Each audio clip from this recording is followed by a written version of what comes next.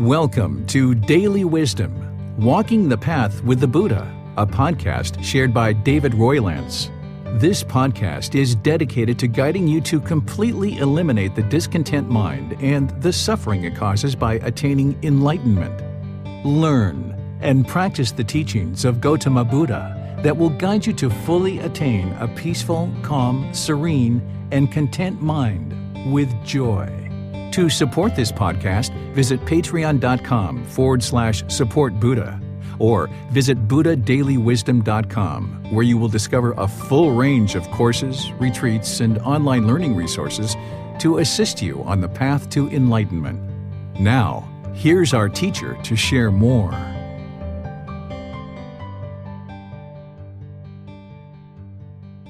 Sawadee Kap. Hello and welcome to Daily Wisdom, Walking the Path with the Buddha.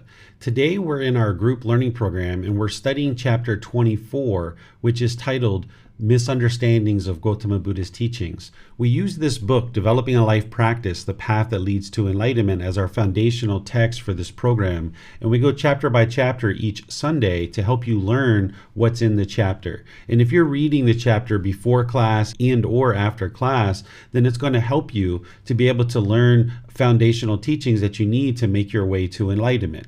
Over the last 6.5 months, I've been sharing with students how to get to enlightenment based on the words of the Buddha and making that very clear, using his teachings and guiding students both in class and outside of class, helping them to understand this path to enlightenment. And then here, the very last chapter of the book, chapter 24, I share misunderstandings of Gotama Buddha's teachings. This is one of the ways to help you be able to see the path to enlightenment very clearly. Because during the 6.5 month program, I've been sharing what are the teachings that lead to enlightenment in using the words of the Buddha.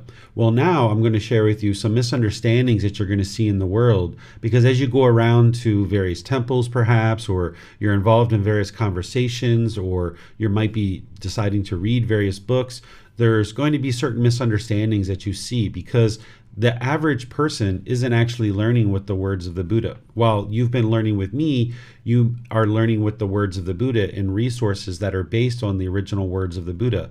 But it's very rare for somebody who even considers themselves to be Buddhist or have been studying the Buddhist teachings for 10, 20, 30 years even, to be studying with the original words of the Buddha. So as you go into various venues, as you talk to various people, as you pick up various books from different authors, you're most likely going to see things that are in conflict with what I've shared with you over the last 6.5 months of these foundational teachings, using the words of the Buddha, because other teachers, other practitioners aren't necessarily using the words of the Buddha. So I'm going to share with you some of the common misunderstandings that you're going to see as a way to help you more clearly be able to see the path to enlightenment and understand these misunderstandings that you'll see in the world. As we go in today's class, you're welcome to ask any and all questions that you like by either putting that into the comment section of Facebook, YouTube, or Zoom, or in Zoom, you can electronically raise your hand and ask any questions or follow-up questions directly. So I'd like to welcome all of you to today's class and invite you to learn and ask questions about anything and everything that you might be interested to understand as part of today's class. So to get us started on understanding the misunderstandings of Gotama Buddha's teachings, it's first important to give you just a brief little history and understanding of the landscape of Gotama Buddha's teachings in the world. This will help you to understand why we have the misunderstandings that we do in the world. During the lifetime of Gotama Buddha, of course, he shared his teachings. He shared what it took to get to enlightenment. He was the Buddha. His students were there learning with him in an oral tradition. He spoke and they remembered his teachings. They committed those to memory through using chanting. There was nothing written down during his lifetime. It wasn't until after he died that his teachings were actually written down. And now, today, we have 3 different primary schools or traditions of Buddhist teachings that consider what they're teaching to be the Buddhist teachings. There's the first one, which is called Theravada Buddhism. This means teachings of the elders. That word Theravada means teachings of the elders. And the reason why it's labeled as Theravada Buddhism, or some people refer to it even as early Buddhism, is because the teachings in this school or this tradition base what they share on the Pali Canon, which is the original source teachings of the Buddha. This is the largest, most complete collection of teachings of the Buddha, and this particular tradition feels that it's unwise to make any changes to his teachings, that the Buddha is the one who's the discoverer, the declarer, the originator of the path to enlightenment, and it would be unwise to make any changes to his teachings because the Buddha himself during his lifetime talks about how it would be unwise to make any changes to his teachings. You'll see this tradition primarily hosted in places like Thailand, Myanmar, Laos, Cambodia, Sri Lanka, even southern Vietnam has a lot of this style and this tradition of Buddhist teachings. And in reality, this has been spread all throughout the world. You'll find this even in North America, South America, Europe, and other parts of the world. But this tradition of Buddhist teachings is considered to be the closest form of teachings that existed during the lifetime of the Buddha, because the largest, most complete collection of teachings of the Buddha is the Pali Canon, and this tradition of Buddhist teachings considers that to be the original source. Some people refer to this tradition in a derogatory way. They use the term lesser vehicle or Hinayana Buddhism.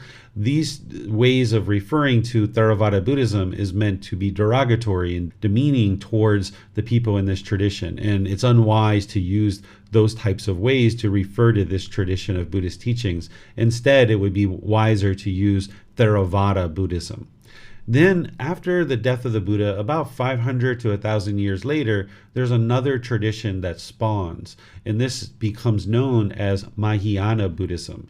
This tradition of Buddhist teachings are found mostly in East Asia, which is China. So this is the form of Buddhism that you'll find there. And things change by the time Mahayana Buddhism is created. There's various rites, rituals, ceremonies, and worship that are included. There's various thoughts of how one thinks about themselves, as once you get to enlightenment, people think of you as a Buddha, or that you have Buddhahood, or that you have Buddha nature. And oftentimes what you see is people referring to this as the greater vehicle, and that somehow it's going to help you get to enlightenment more quickly. But this isn't actually true, but this is the way that some people will refer to it. Then there's a tradition called Vajrayana Buddhism. This is oftentimes found in Tibet, Bhutan, Mongolia, and the Russian Republic of Kalmykia. And this is sometimes referred to as the lightning fast vehicle. And again, this is just a misunderstanding of the teachings. If we're referring to things as a lesser vehicle, greater vehicle, and lightning fast vehicle, then we're misunderstanding what it really needs to happen in order to get to enlightenment, that it's a gradual training, gradual practice, and gradual progress. If you're trying to hurry up and get to enlightenment, then you're misunderstanding what you really should be doing, which is gradually training the mind. If you're rushing around to do things, this isn't what an enlightened being is going to experience and what an enlightened being is going to do. In this tradition of Vajrayana Buddhism, which spawns about a good 1,000 years after the death of the Buddha, there's lots of rites and rituals, ceremonies and worship. There's prayer. Some people in these other traditions of Mahayana and Vajrayana Buddhism might even refer to the Buddha as a god or something like this, or some kind of deity. And what these other traditions are teaching isn't going to necessarily lead to the enlightened mental state based on what the Buddha shared and based on what we know, because the Buddha shares that if people change his teachings, that this would be to the detriment of that individual and many, many countless people as well. So while we have these three different traditions, and there's various offshoots of all these different traditions, in my opinion, there's only one Buddhism, because there was only one Buddha. There couldn't be, 100 or 200 different Buddhist teachings, because there was only one Buddha. And I don't necessarily label what I teach in any one of these particular ways. I consider what I share to be the words of the Buddha, the path to enlightenment, this path that the Buddha discovered and declared. And you can see the truth for yourself, that through learning, through reflecting on those teachings and practicing them, that they lead to the enlightened mental state. But most people would probably classify what I share as being the Theravada teachings, because it's the original teachings that go back to the original source teachings of the Buddha, which is the Pali Canon. But I don't necessarily suggest that anybody adopt any of these labels as being who they are or what they are, because as part of practicing the universal truth of non-self, you're looking to get rid of all of those things. You're not looking to adopt any kind of identity. So while we have these different schools and these different offshoots of all these different schools, you're going to find that there's really only one path to enlightenment as taught by the Buddha, which is in his original words. And by studying with the original words of the Buddha, then you'll be able to know what he did teach and what he didn't teach. So you would think that everybody in the world who considers themselves Buddhist, that they would be learning with the original words of the Buddha. But unfortunately, this isn't true in the world, because the original source teachings of the Buddha in the Pali Canon are in 45 large volumes that are about 6 inches thick or 10 centimeters thick. If everybody had access to this, that would be wonderful, that everybody would be able to then learn and practice based on the original words of the Buddha. But because it's so expensive to print out, the vast majority of the world doesn't have access to these teachings. In fact, here in Thailand, it's about 3 months of your salary to be able to purchase a set of these books. So the average person doesn't have access to these, even the average temple. So there's probably no book collection that you have that's worth 3 months of your salary. So the same thing happens here in Thailand and other places, that not overtly or intentionally, but these teachings have been hidden for a very long period of time because the average person can't get access to them in printed form. So one of the things that I've done in this book series is consolidated the teachings into smaller volumes that consolidates the teachings and allows you to digest it in smaller chunks, and then I make them available to you for free through downloading on the internet, which wasn't available, several years ago, or certainly wasn't available after the death of the Buddha. So now we have technology, we have the ability to make the teachings available at no cost through downloading files, through allowing people to go print that, or if they order the books online through something like Amazon, which all the books that I share are available there, they're at a much reduced cost because they've been consolidated in such a form that they're not 45 large volumes that would cost 3 months of somebody's salary. Instead, it's a much smaller amount to be able to purchase printed books that encompass the teachings of the Buddha. So the reason why these different traditions spawned is because during the lifetime of the Buddha, not everybody was enlightened. There was a core group of people who were enlightened and knew what it took to get to enlightenment. And they went to actually preserve the teachings in written format so that people could learn those teachings many generations later. And one of the qualities of mind of an enlightened being is they have focus, concentration, clarity of mind, and deep memory. Once you get to enlightenment, you won't forget the teachings that led to your enlightenment. You'll be practicing them deeply, and you would have deeply learned them and been deeply practicing them. So by the time somebody gets to enlightenment, they won't forget what actually led to their enlightenment. So this is why people were able to write the teachings down immediately after his death. Within a few months, they started working on that. But the vast majority of the people that are learning today are learning through an oral tradition. They're not actually learning from the original books, because while there was a core group of people who had gotten to enlightenment during the lifetime of the Buddha and were interested in preserving those teachings, there were other people, lots and lots and lots of people on the fringes who weren't necessarily practicing the teachings of the Buddha very closely, and they perhaps still had ego or conceit in their mind and went off and created their own communities, which ultimately spawned into what we now call Mahayana or Vajrayana Buddhism. And these things spawn, and the further you get away from the focal point of where the Buddha lived and where he taught, the further away you get from the teachings. So nowadays, I've been to about 200 temples or more, and I've only ever been to one that actually teaches with the words of the Buddha. So that's less than 1% of the temples that I've been to. And I haven't been to all the temples, of course. So when you get out on Facebook, when you read books, when you read things about Buddhism, oftentimes you're seeing a lot of misunderstandings, and those misunderstandings can confuse somebody. So today's class, we're going to go through 9 of the common misunderstandings that you'll see in the world as a way to help you to be able to then see the path to enlightenment more clearly. But before we move on into that content, I would like to just pause here and see if you guys have any questions on kind of a brief little historical understanding of where we are in terms of the teachings of the Buddha. You can ask those questions through Facebook, YouTube, or Zoom by putting it into the comment section, or you can raise your hand in Zoom and ask any questions or follow-up questions directly. Okay, I'm not seeing any questions here, so I'm just going to continue on in our class, and then feel free to ask questions as we go. I'll be pausing at the end of each of the 3 misunderstandings. There's 9 of them, and I'll do them in 3 at a time and then pause at the end of each one.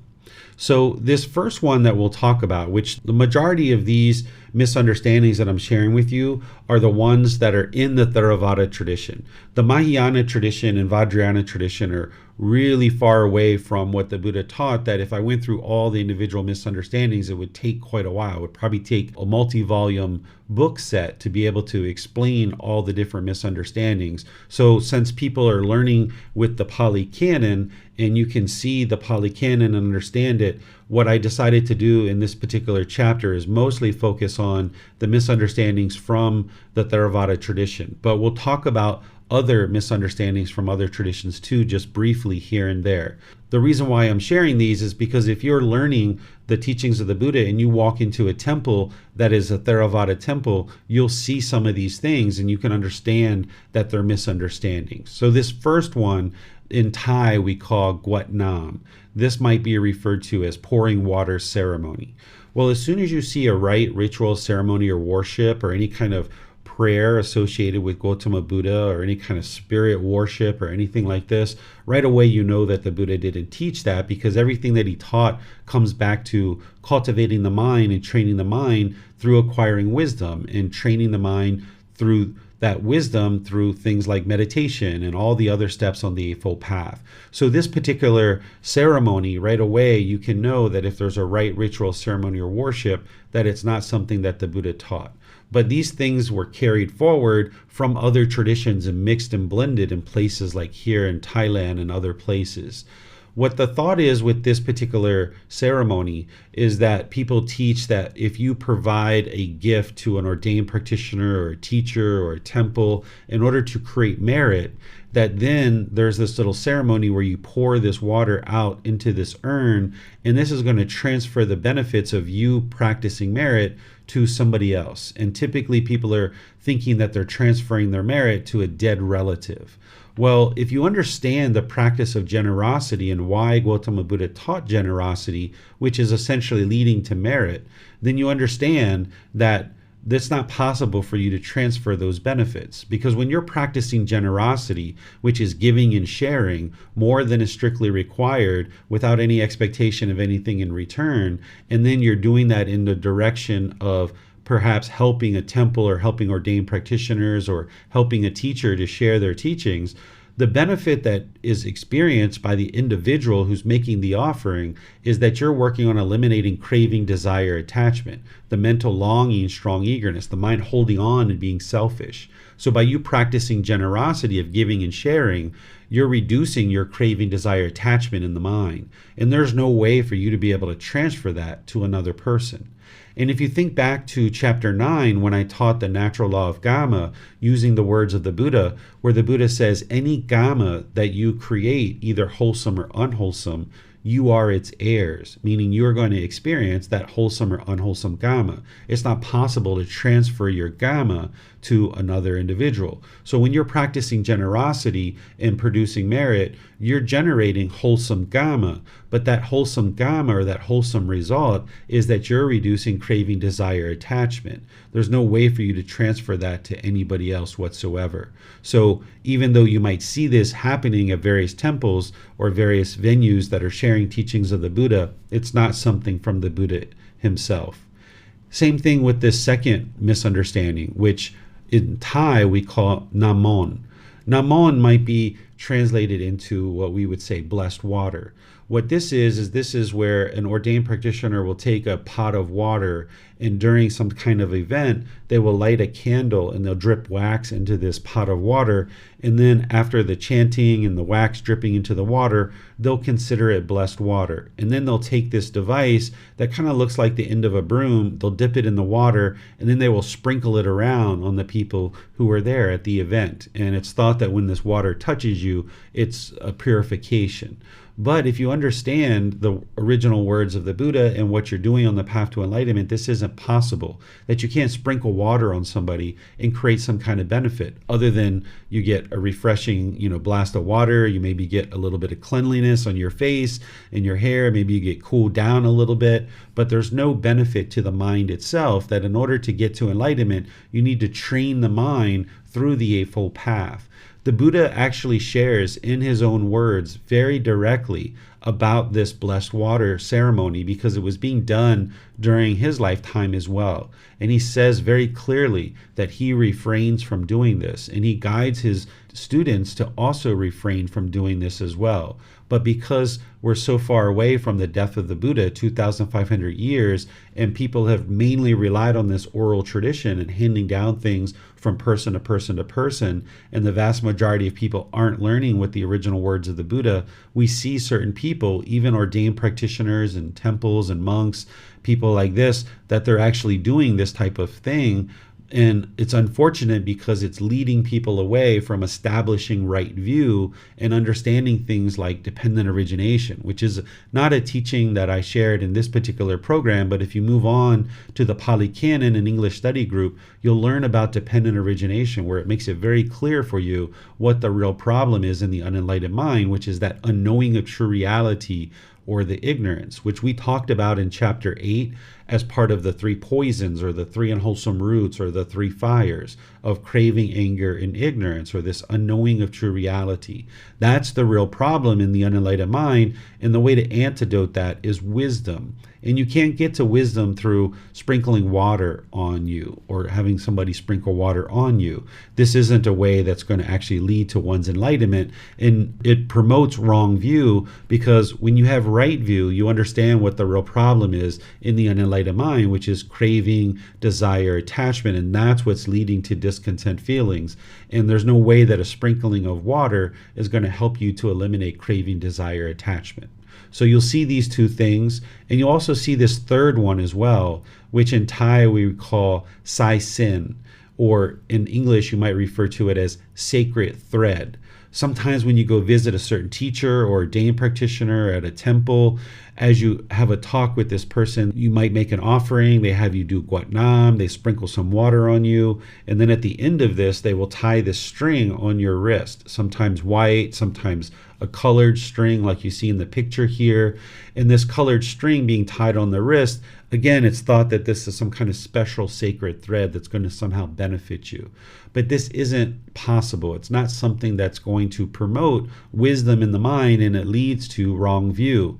That if an individual thinks that I can just show up to a temple, I can make an offering, I can pour out this water, I can get water sprinkled on me, and I can get a rope tied on my wrist, and now I can transfer my good deeds to my dead relatives, this promotes wrong view in the mind of what you're really trying to accomplish on this goal, which is acquiring wisdom to train the mind so that you can eliminate the 10 fetters, those 10 individual pollutions or defilements or taints, and those bubble up to the 3 poisons or the 3 unwholesome roots. So if one is participating in these things, they're not even able to get to the first stage of enlightenment, because the first stage of enlightenment, one of the fetters there is wrong observances and also wrong behaviors. Wrong behaviors is associated with moral conduct that is described in the Eightfold Path, but the wrong observances are things like rites, rituals, ceremonies, and worship.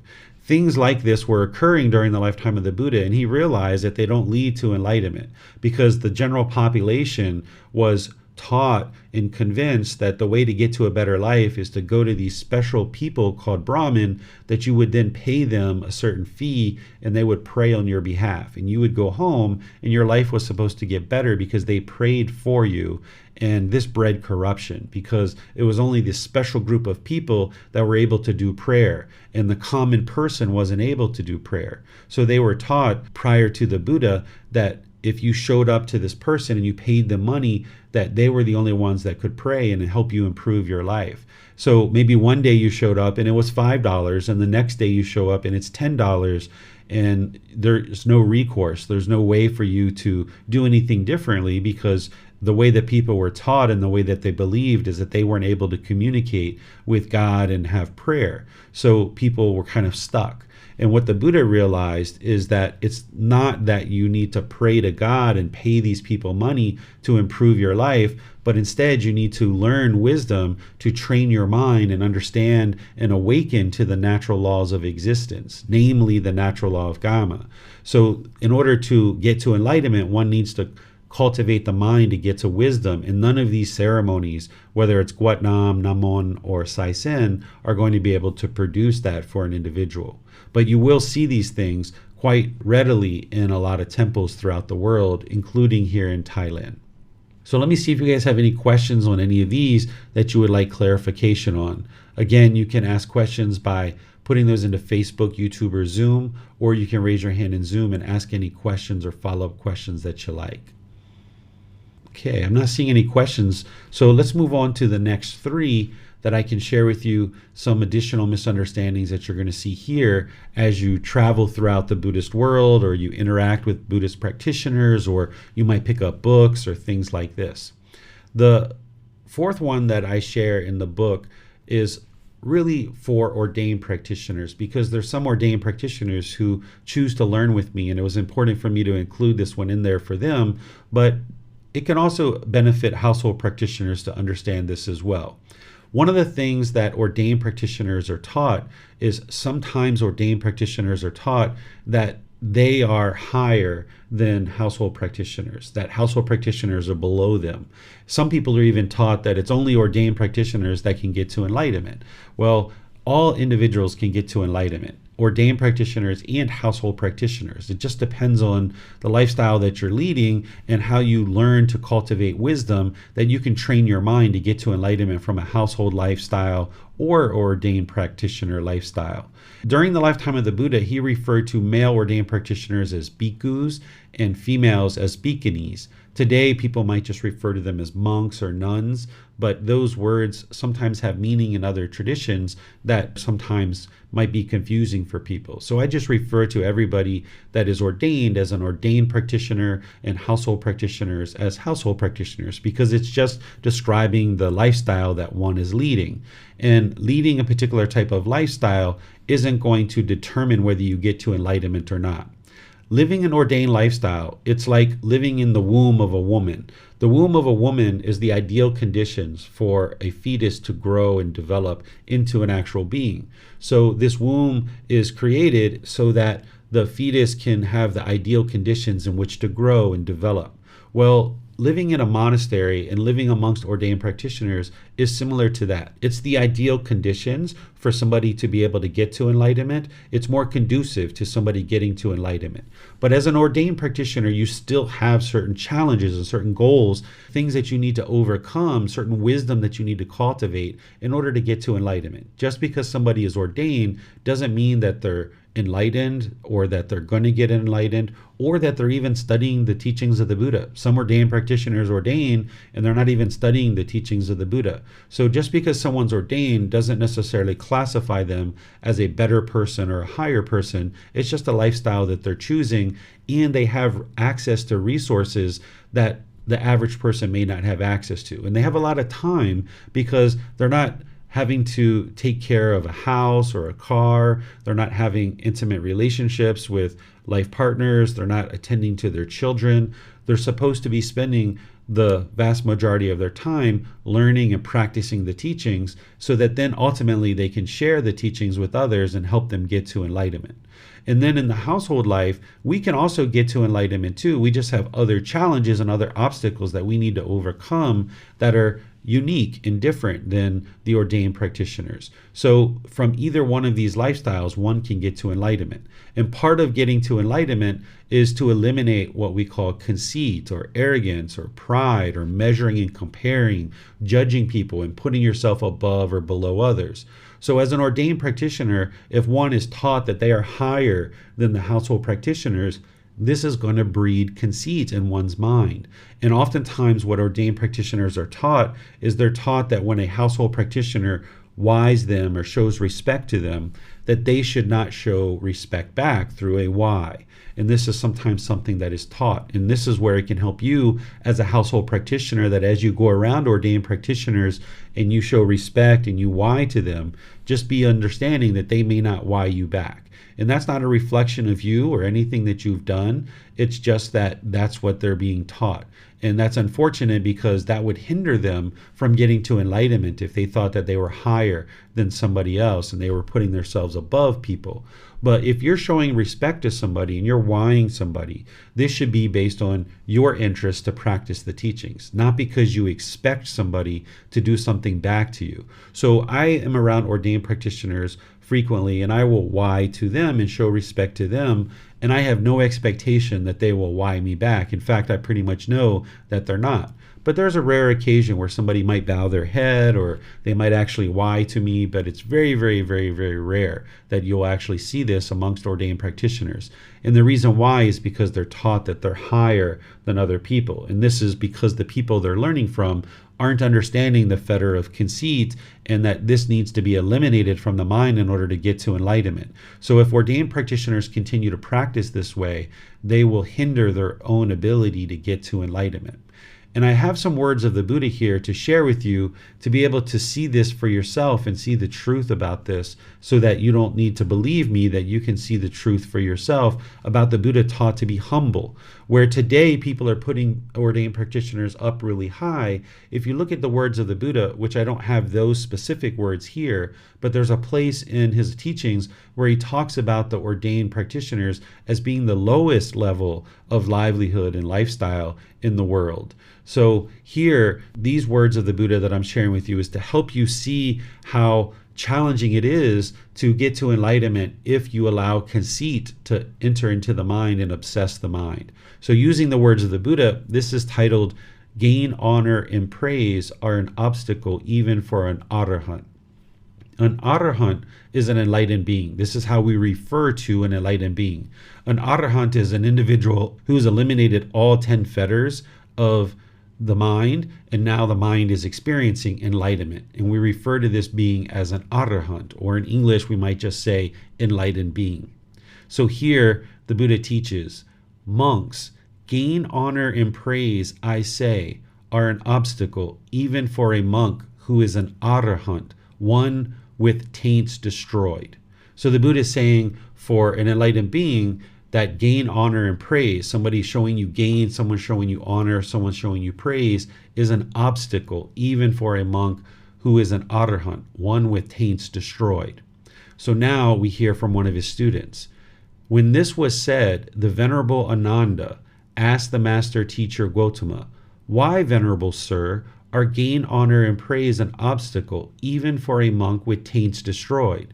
So Ananda is one of the Buddha's closest students, and he's rightly asking this question, like, hold on a second. If somebody's enlightened, if they're an arahant, if they've eliminated conceit, why is gain, honor, and praise an obstacle for them? They're already enlightened. This shouldn't be an obstacle for them. So Ananda's a little bit confused, so he asks for clarification from his teacher, Gotama Buddha. So now Gotama Buddha comes back in and clarifies for Ananda. He says, I do not say, Ananda, that gain, honor, and praise are an obstacle to his unshakable liberation of mind. So here the Buddha is saying, well, once somebody's enlightened, gain, honor, and praise isn't an obstacle for their enlightenment, for their liberation of mind, for their unshakable and steady mind. It's no longer an obstacle for them, right? He says, I do not say that gain, honor, and praise are an obstacle to his unshakable liberation of mind, but I say they are an obstacle to his attainment of those peaceful dwellings in this very life, which are achieved by one who resides diligent, dedicated, and determined. So he's saying that this gain, honor, and praise is an obstacle for the attainment of enlightenment. Once your mind's enlightened, gain, honor, and praise are no longer an obstacle. But in order to get to enlightenment, it is a real obstacle, because as your mind experiences people providing you with gain or honor or praise, you might have conceit that comes out in the mind. You might have certain ego that arises, certain boastfulness and arrogance that arises in the mind. So the Buddha is explaining that this is an obstacle for somebody who's working their way to enlightenment. And then he gives guidance of what one should essentially work towards. He says, so dreadful, Ananda, are gain, honor, and praise, so bitter, vile, obstructive to the achieving of unsurpassed security from bondage, which is enlightenment. Therefore, Ananda, you should train yourselves thus. We will abandon the arisen gain, honor, and praise, and we will not let the arisen gain, honor, and praise persist, obsessing our mind. Thus should you train yourselves. So he's explaining to not allow this gain, honor, and praise to obsess your mind. So this can really help you in life. That when people are complimenting you and telling you all these wonderful, great things about you, don't allow that to obsess your mind. Don't become boastful. Don't become arrogant or prideful. As you get more and more enlightened, people are going to praise you even more. People are going to tell you how kind you are, how friendly you are. People are going to tell you how wise you are, how calm you are, all these different things that you're going to hear. And as you're getting closer and closer to enlightenment, those qualities of enlightenment are going to be shining forth more and more, and people are going to be seeing that. So as you start experiencing that, don't allow these compliments and this praise or this honor or respect that people are giving you to obsess the mind, because that's going to inhibit you from getting to full liberation where the mind's actually enlightened. And for ordained practitioners, since that's the topic we're talking about here, is just by you becoming ordained, you shouldn't allow that gain, honor, and praise that people show to you for the sake of you choosing to ordain. You shouldn't allow that to obsess your mind. You shouldn't allow other people who are praising you to then affect your mind where you become boastful or arrogant or thinking that you're above people.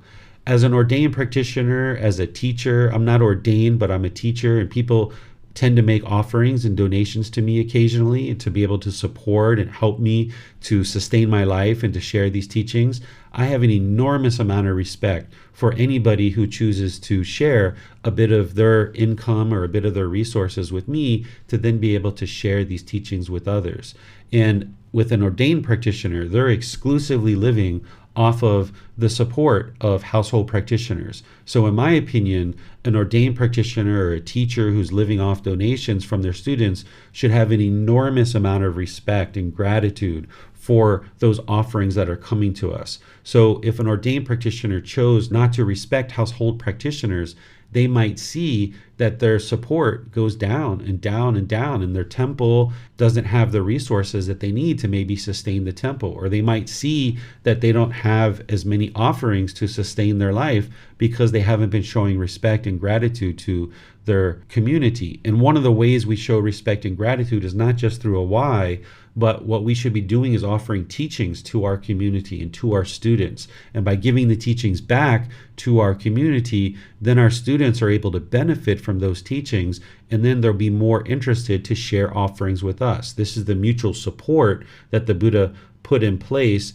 So as part of that, there needs to be mutual respect and mutual gratitude in both directions. So I encourage anybody who's ordained, who's learning with me, to keep that in mind as you're learning and practicing the teachings. Even though you might be taught that you're above other people, here you see the words of the Buddha, that he's saying, no, don't let this gain, honor, and praise obsess your mind. And there's other teachings, as I shared, that I can share with ordained practitioners when they request it, or they can look in the book series that I share, where the Buddha says that the ordained path is actually the lowest form of livelihood that exists. Even though today there's been people who put ordained practitioners up high, it's important to remain humble when you're interacting with anybody and everybody, and train the mind to always be humble. Here's another teaching from the words of the Buddha that will help us to understand this humbleness and the real goal of what he set out in terms of the path to enlightenment. This is titled, "This spiritual life is not lived for the sake of deceiving people." His words are, "Monks, this spiritual life is not lived for the sake of deceiving people or persuading them, nor for the benefit of gain, honor, and praise, nor for the benefit of winning in debates, nor with the thought, 'Let the people know me thus,' but rather, this spiritual life is lived for the sake of restraint, abandoning, freedom from strong feelings, and elimination." So here you can see that the Buddha is not teaching to ordain in order to get this gain, honor, and praise. He's teaching that people should be interested in this spiritual life, in this path to enlightenment, in order to train the mind to eliminate those strong feelings, to eliminate discontentedness. That's the ultimate goal. During the lifetime of the Buddha, people ordained just solely for the sake of attaining enlightenment and progressing towards that goal.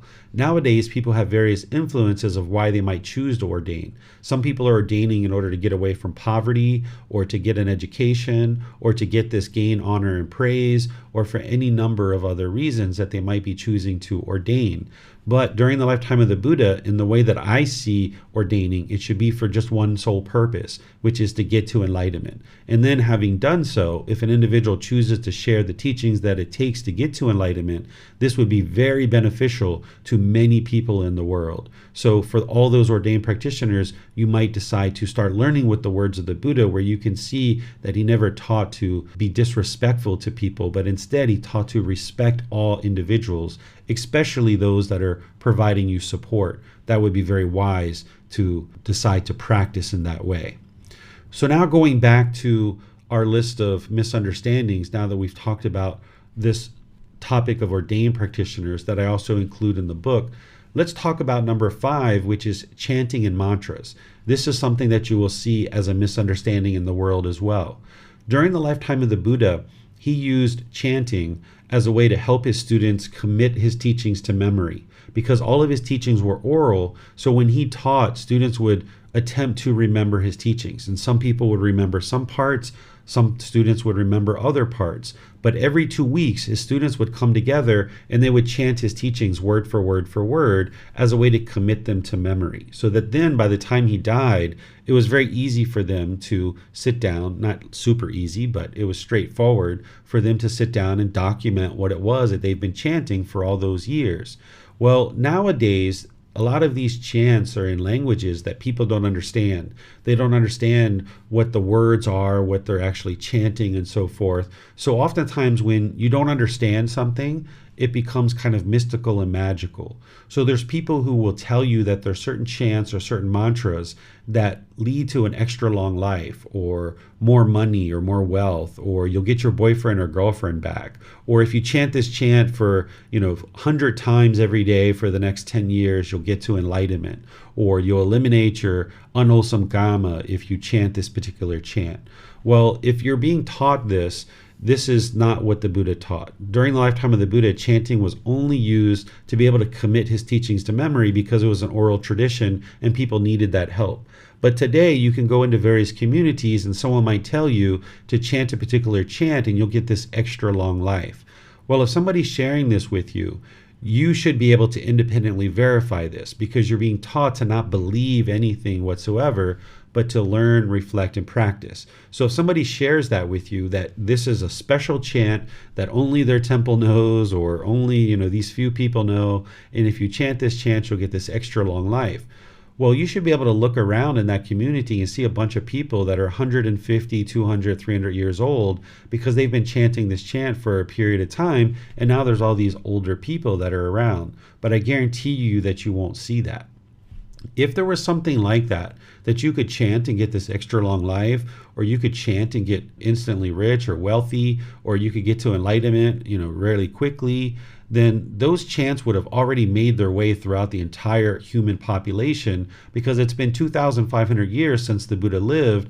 And if there was really, truly something like that, it would have spread like wildfire because people would have discovered that this thing works, and then they would have spread it all throughout the world. But this isn't true. And you can independently verify it by when somebody says, okay, chant this and you'll get wealthy, you can see that it actually doesn't work. Or chant this and your boyfriend or girlfriend will come back to you, or your husband or wife will come back to you.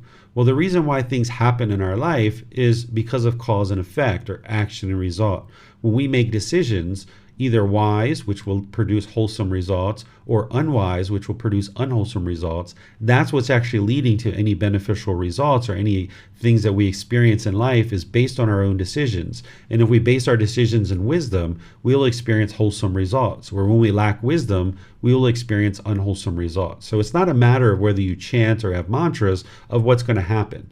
You can chant and do mantras all day long, but if you go out into the world to your occupation, into your work environment, and you have harsh language and you're aggressive and hostile and you lie and you do all these other things, it doesn't matter how much you're chanting, this isn't going to happen for you. So the chanting itself that I teach, it's not a rite or ritual ceremony. It's a way to ease the mind into meditation. You're not worshiping anybody when you're doing chanting. You're helping the mind to ease into meditation and ease out of meditation so that you can get more benefit out of the meditation itself. So you'll see people talking about these things and sharing these things in books and temples and Facebook groups and things like this all over the world. But it's important for you to be able to independently see the truth for yourself of what's truly leading to any kind of results in your life. And it's your decisions, either wise or unwise, that are going to lead to either wholesome or unwholesome results. And then the sixth one that I share in this book, in this particular chapter, is about the statues of Gotama Buddha. You'll see statues all throughout the world about Gotama Buddha, and I think these are very beautiful. There's lots of artists that put time into creating these statues, and it's amazing what people can actually create. They're absolutely beautiful. But the Buddha himself didn't teach anybody to make statues of him. So it wasn't until about 200 or 300 years after his death that people started making statues of him. And by the time people started doing that, they hadn't even lived during the lifetime of the Buddha, so they didn't even know what he looked like. So by the time people started making statues of the Buddha, it was during a time when they hadn't lived with the Buddha, and they may not have even looked in the original source teachings to know what the Buddha looked like, because in his actual teachings in the Pali Canon, there's a description of him describing himself and what he actually looked like. But 200 to 300 years after the death of the Buddha, the people who were learning and practicing the teachings of the Buddha came in contact with the people in Greece. And the people in Greece were making statues of their gods because they believed in multiple gods. So the Greek people were already perfecting this art form of producing statues. So the people who had been learning the teachings of the Buddha were like, who do we have to make a statue out of? Oh, let's make a statue out of Gotama Buddha. So people made all different types of renditions of what the Buddha thought to have been looked like. But these people didn't actually live during his lifetime. And a lot of people put a crown on his head as if he was like a king or he was above people or something like this. But he actually didn't walk around with a crown on top of his head. He walked around with simple robes and he shaved his head. He looked like a human being. He didn't walk around with a crown on his head. At one time, he was a member of a royal family. He was a prince destined to become a king. And I imagine during that time, he might have had a crown on his head. But by the time he left the royal family and became a practitioner who was getting to enlightenment and ultimately a Buddha, he wouldn't have walked around with a crown on top of his head. So these statues that we see today, the vast majority of them don't even represent what the Buddha looked like. In fact, if you're in Japan, the statue might look very Japanese, or if you're in China, the statue might look very Chinese and have facial features and characteristics of a Chinese individual. Here in Thailand, some people say that the statues look somewhat Thai, but in reality, this individual originated in an area that we call Nepal. He was born in that region of the world, and he taught in Northeast India. Of course, India and Nepal didn't exist during his lifetime, but that region of the world, that ethnicity is where he came from. And this picture that I use, that you'll see in all the different places that I use an image of Gotama Buddha, this is what he is reported to have looked like, because this artwork was commissioned to an artist here in Thailand, and this artist looked at the description of what the Buddha looked like in the Pali Canon, and then he made this image based on what it looked like from reading the teachings of the Buddha. And you can see that this particular image, he doesn't look Thai. He looks like an individual from Nepal or Northeast India. So I have confidence for that reason and some other reasons that this particular image is in fact what Gautama Buddha looked like during his lifetime. And while you'll see different statues and different representations of him in lots of different ways, it's important to understand that he didn't walk around with a crown on his head. Some people take this whole aspect of statues even further. They believe that the spirit of the Buddha is in these statues, and people will pray to these statues. They will feed these statues food or water. They even get maybe really angry if you point to the statue or you point your feet towards the statue. There's certain cultural customs around these statues because some people treat the statue as if it's actually Gautama Buddha himself. I actually did this at one time myself when I would transport Buddhist statues from one place to another. I would put the statue in the front seat of the car with me and put a seatbelt on the statue. I used to do all these different kinds of things. That's how I know these things aren't the truth, because I did them at one time. So you might be in various venues where people are feeding the statues, making offerings, praying, asking for certain things from these statues. But it's important that you understand that the Buddha didn't teach this, and don't be confused by this. And also, if you see people that are practicing some of these things that we're talking about today, you shouldn't judge them. You shouldn't look down on them. You shouldn't think that they're bad people or anything like this, because we're all at different places in our journey to enlightenment. And as you heard, at one time, I used to do all these different things, right? I used to have many, many Buddha statues. I used to think that chanting had some mystical or magical thing. I used to walk around with arrogance as well, being boastful, right, and prideful. And also I did the Wat Nam, the Namon, the Saisen, and all these different things as well. So you'll see different people that are in different stages of their development, and they may not be studying with the original words of the Buddha. You're choosing to learn with the original words of the Buddha and a teacher who bases their teachings in the original words of the Buddha. So you're learning these things. But unfortunately, other people may not be. So when you see people are perhaps involved in these things, it's important not to judge them or look down upon them. Maintain your humbleness and just have compassion, which is concern for their misfortune, and have loving kindness, which is a genuine interest in seeing all beings be well. But just understand that these things are out there and others as well. So let me see if you guys have any questions on any of these three that we've been talking about here. Remember, you can do that through Facebook, YouTube, or Zoom, or you can raise your hand in Zoom and ask any questions that you like. So Max has a question here in Zoom. He says, I remember when I was following Zen Buddhism that the ash burned from incense was considered holy.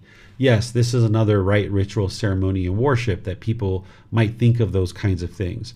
But it's important to remember that there's nothing external that is going to create inner change, because all the work that you're doing is inside the mind. It's to be able to train the mind to heal from what hurt you so that you never need to hurt again. So if there's ever a time where there's something external, where someone's saying, oh, you have to have this string, or you have to have this water sprinkled on you, or these ashes or incense, or you have to have a special candle, or you have to buy these special clothes, or all these different things that are happening external, it's important to see that there's nothing external that's going to create inner change.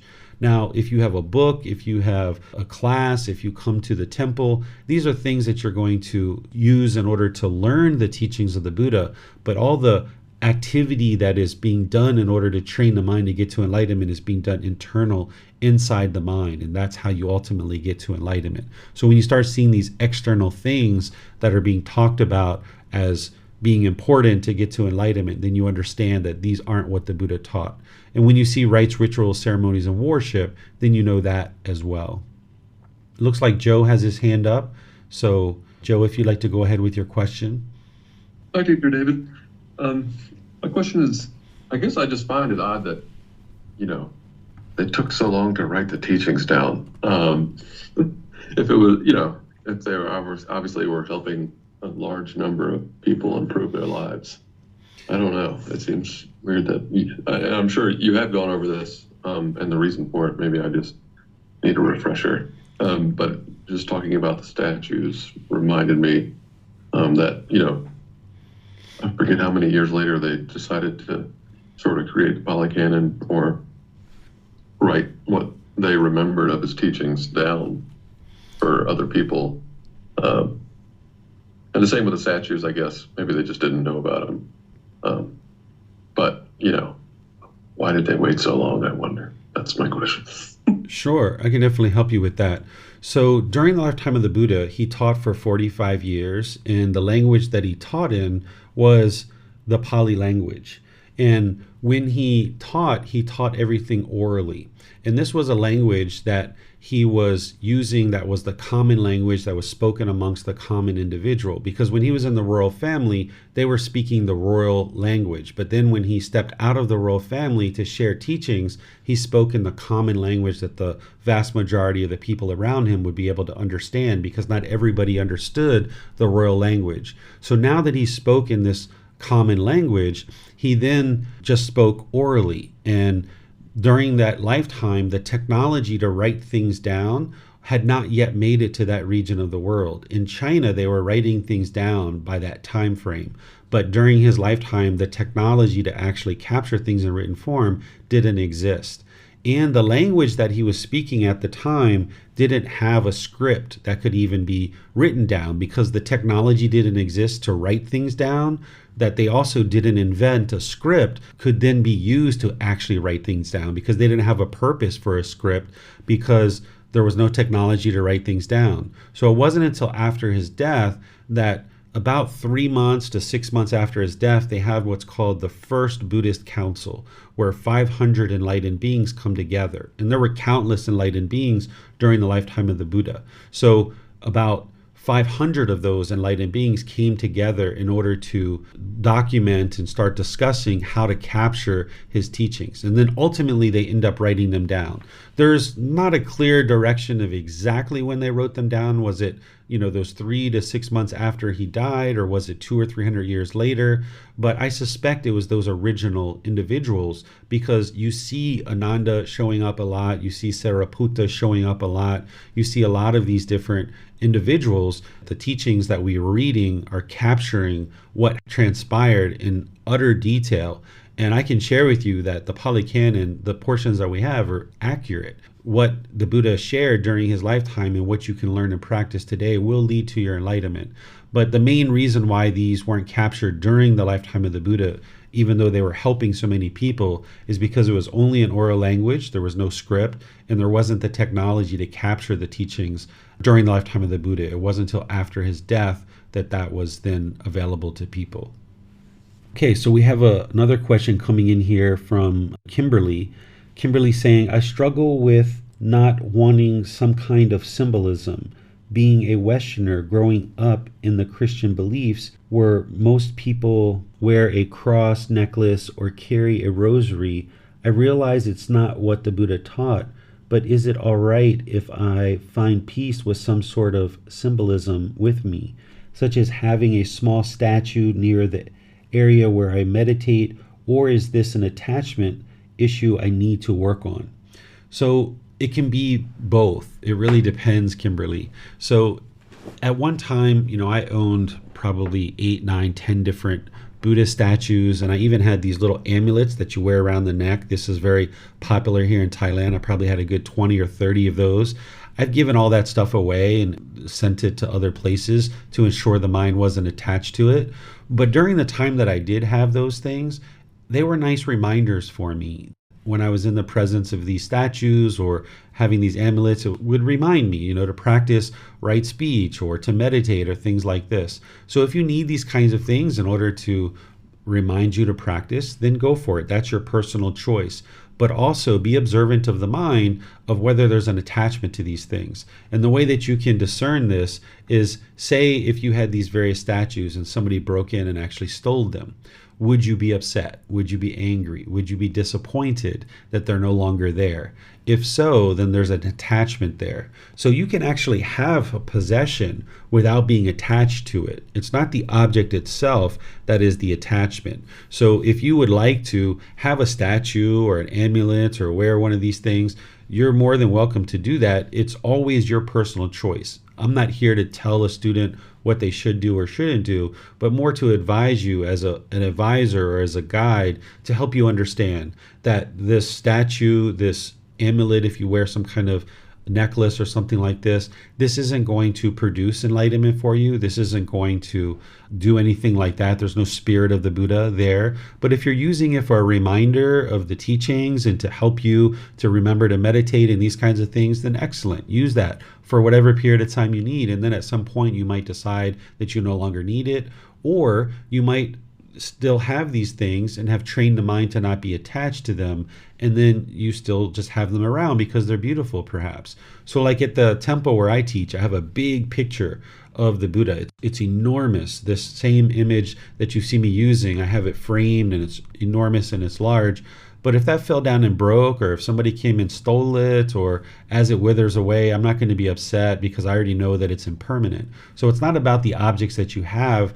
It's about training your mind to not be attached to them so that you don't allow the mind to experience discontentedness when impermanence occurs, because whatever you end up getting, it is impermanent. It's either going to fall apart, it's going to break, it's going to get stolen, or something's going to happen. You're going to misplace this thing. So you would like to just keep that in mind as you might decide to acquire a statue or a necklace or some kind of symbolism that reminds yourself to not get attached to it, that it's impermanent. And if these things disappear tomorrow, you'd be completely fine with that. Okay, I'm just going to look here in other places of our social media. I don't see any questions anywhere else. And you're welcome, Max and Joe and Kimberly. I see you guys being very respectful and thanking me for answering your questions. Thank you guys for asking these questions. This is a great way to clarify the teachings and learn more. So let's look at the last three for today's class that will help you to understand some misunderstandings about what you'll see in the world related to Gotama Buddha's teachings.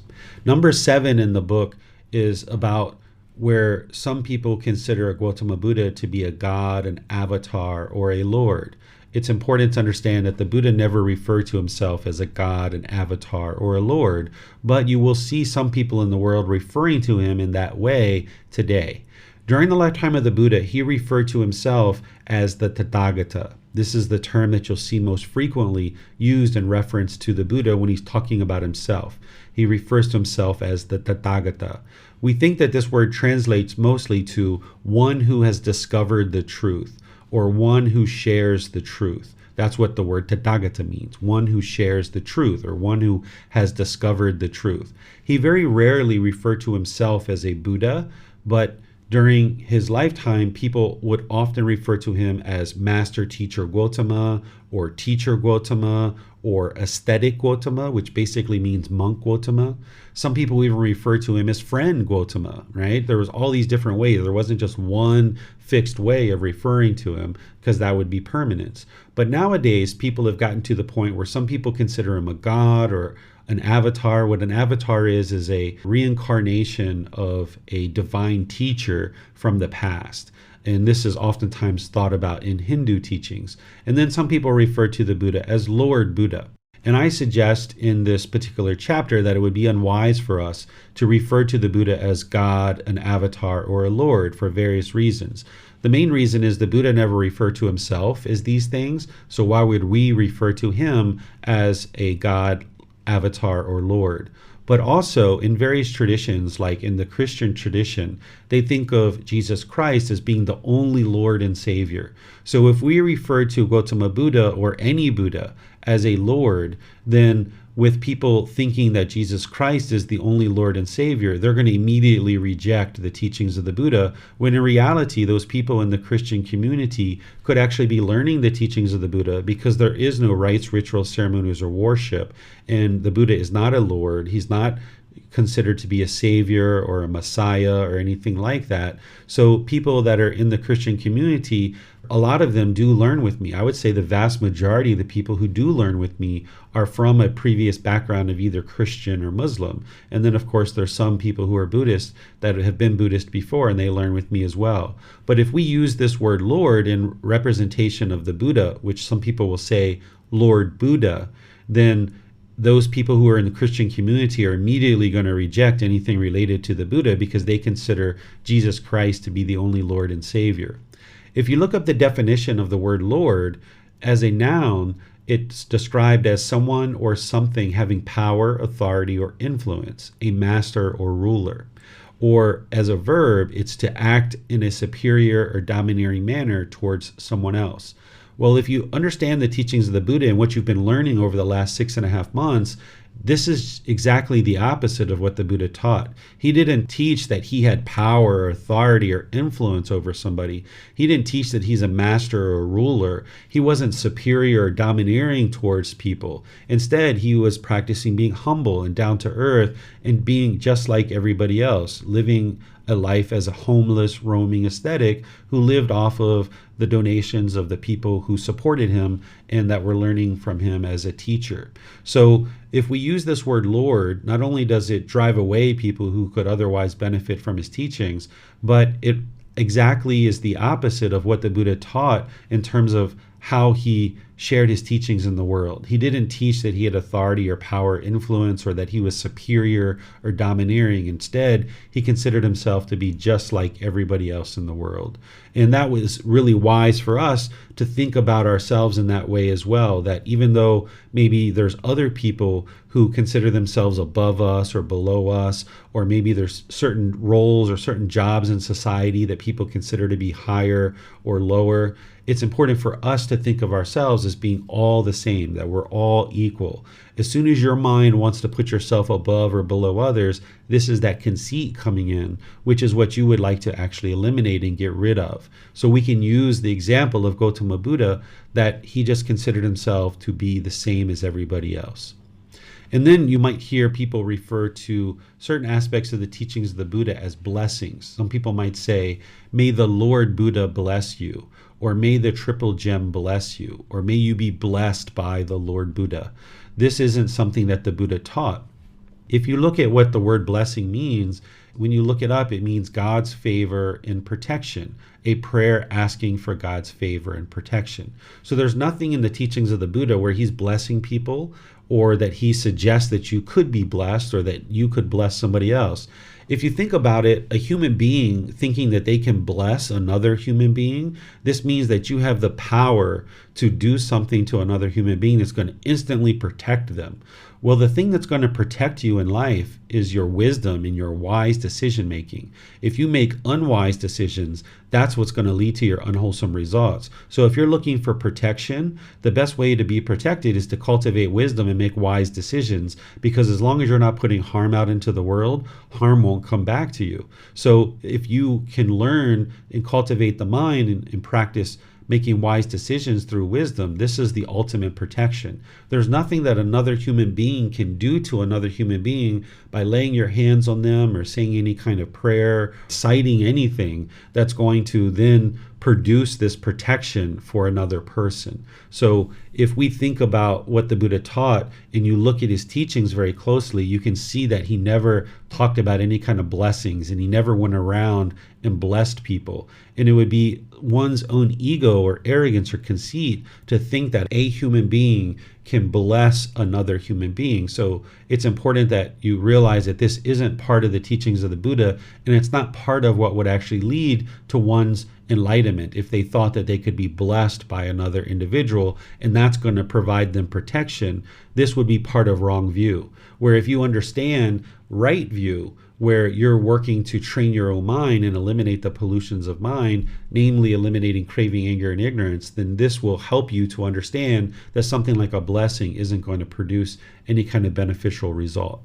And then lastly, before I open up to any final questions that you guys might have about these misunderstandings or any misunderstandings or anything that you've heard in the Buddhist world that you would like to check whether it is a misunderstanding or not, let me share this last one, which is a really big misunderstanding in the world that you don't really see in the Theravada tradition, but you see in a lot of these other traditions.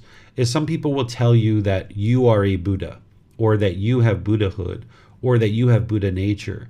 This isn't something that the Buddha taught. The Buddha taught that a Buddha is very rare in the world, that it's not very common that a Buddha would arise in the world. The last Buddha that the world is currently aware of existed over 2,500 years ago, and that was Gotama Buddha. And there hasn't been a Buddha that the world is currently aware of. the entire world is currently aware of at this particular point. So if one considers themselves a Buddha or having Buddhahood or having Buddha nature, this is coming from one's own ego or conceit or having a misunderstanding of what a Buddha actually is. What a Buddha is an individual who gets to enlightenment without the help of any teachers or any guides. They independently get to enlightenment based on their own decisions and their own wisdom that they cultivate in their mind, and they don't need a teacher to be able to help them to get to enlightenment. And then once they attain enlightenment through their own independent journey, they then dedicate the rest of their life to sharing their independently discovered teachings with countless people during their lifetime. And now countless people get to enlightenment during that individual's lifetime based on those independently discovered teachings that they share into the world. And then they preserve their teachings in such a way that countless more people can get to enlightenment after their death. So these are the three main criteria of what make a Buddha a Buddha. They independently get to enlightenment. They then share those teachings for the rest of their life, helping countless people get to enlightenment. And then they preserve their teachings in such a way that countless more people can get to enlightenment after their death. So while you can get to enlightenment and you would be an enlightened being or an arahant at that point, you wouldn't be considered a Buddha. The Buddha himself never taught that everybody is a Buddha. He taught that one can attain enlightenment, or they can attain this fourth stage of enlightenment called arahant, but he never described that everybody who gets to enlightenment is a Buddha, or that they have Buddhahood, or that one has Buddha nature. So this is a misunderstanding that you will see in the world. And you can see the words of the Buddha that will help you to understand that this is the truth of what I'm sharing with you.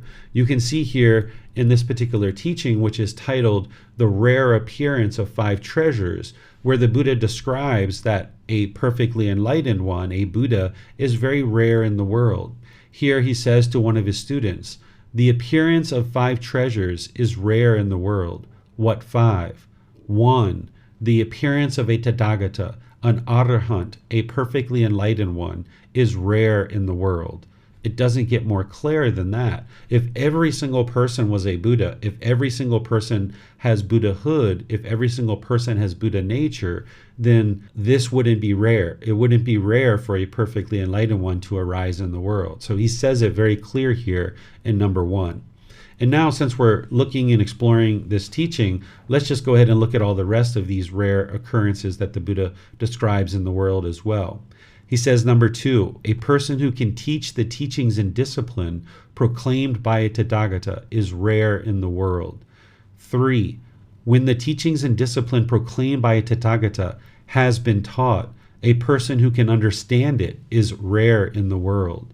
4, when the teachings and discipline proclaimed by a Tathagata has been taught, a person who can understand it and practice in accordance with the teachings is rare in the world. And then 5, a grateful and thankful person is rare in the world. And then he says this to his students, that this is the appearance of these 5 treasures is rare in the world. And this is from Gotama Buddha directly. So you can see that not everybody is a Buddha, or else the Buddha would have said that in his teachings, and he doesn't say that. So it's not until 2,500 years later now that over the course of history, people's minds have gotten to the point where they're not studying these teachings very closely, and now people are coming up with the idea that they're a Buddha, or that they have Buddhahood, or they have Buddha nature. And this is just a misunderstanding. And again, if people are sharing this, they're not a bad person, they haven't done anything wrong. It's just unfortunate that this has been shared with them. When they understand what a true Buddha is, which Gotama Buddha was a true Buddha, meeting those 3 criteria, then you can see very clearly that you're not a Buddha, because you're going to need help. You're going to need teachers. You're going to need guides to help you to get to enlightenment. So that right there, you don't meet the first criteria. And then when you get to enlightenment, you may decide to share these teachings, you may not. You might decide to be a business owner, or a construction worker, or an insurance adjuster, or a machinist, or a welder, or a taxi driver, or a restaurant owner, or a stay-at-home mom or a stay-at-home dad or a politician or some other thing. Some people that get to enlightenment will choose to teach, but not everybody will. So an individual who gets to enlightenment isn't a Buddha. They're an enlightened being or an arahant, but it's very rare for these three criteria to exist in the world. And the last one that the world is currently aware of was over 2,500 years ago.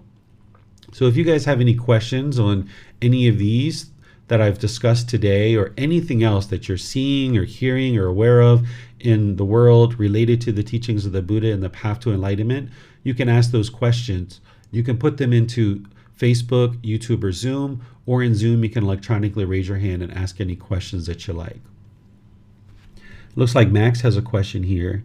He says, I'm afraid I have been conceited and that I'm right and others are wrong, and I am judgmental about wrong beliefs or others. My in-laws are very religious and tend to be very pushy with their beliefs on others, including me, which drives our relationship apart. What can I do to improve my practice on this matter? So the first thing you would like to do is to eliminate any craving, desire, attachment, Max, that you have for your in-laws to be a certain way. Their mind has learned certain things. They've understood things in a certain way. So rather than having craving for them to be any different, just understand that they're struggling with craving, anger, and ignorance, or this unknowing of true reality. Those 10 fetters are in their mind and they're struggling with that. So instead of feeling like you want them to be a certain way or feeling that you need to be driven away from them, just understand that this is the condition of their mind. This is what they're choosing to practice. This is what they've been exposed to. And in their mind, they might really truly believe that the way to be loving and kind to you is to try to get you to practice the same things that they're practicing. And they might be pushing and forcing this on you. Well, when this occurs, all you need to do is, just politely, get up and walk away, or say, we've talked about this before, no, thank you. I appreciate your kindness, and sit there and change the subject. Or you can just change the subject if you like, or just, like I mentioned, get up and walk away. But don't have the craving or desire that they should be different than they are, that their mind has experienced what they've experienced, and I'm sure they have good intentions behind it, but they just don't understand what they don't understand. So if you can arise loving kindness, which is a genuine interest in seeing them be well, if you can arise compassion, which is concern for their misfortune, and understand that they may not ever stop forcing this, right? Because if they have that craving in there, they may not ever eliminate it. One of the ways to eliminate it is to fulfill it. So the more that they push and they push and they push, and they see that people get up and walk away, or they change the discussion, or they say, hey, we've talked about this before, let's talk about something else. If they see this occurring readily, they may at some point in the future decide to stop doing this, but you can't decide that for them. They have to decide it for themselves. They may go all the way to the end of their life, and they may be on their deathbed and still pushing you to try to convert to what it is that they're actually practicing.